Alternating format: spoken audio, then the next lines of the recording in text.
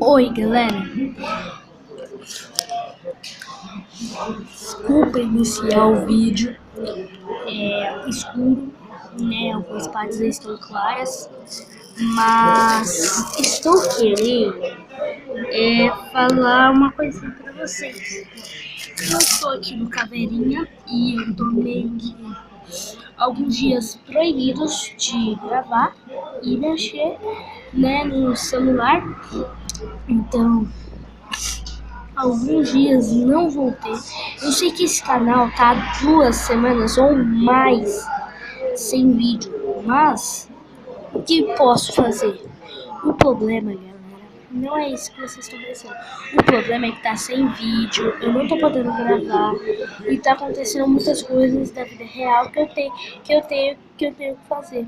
Então eu não tenho tempo pra gravar. Então eu queria avisar, galera, que a gente vai ficar mais uns 3 dias sem vídeo aí, galera. Desculpa, mas é o que eu tenho pra hoje. Então é isso, galera. É isso que eu queria explicar pra vocês. Mas também o canal não vai continuar enquanto vocês não derem um gostei.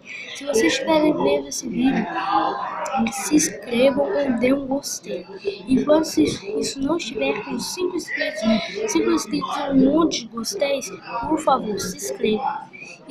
Meu objetivo hoje é ficar com 5 inscritos e eu sou com 2. Por favor, se inscreva-se e dê um gostei. Então é isso, galera. Falou. Até a próxima. Fui.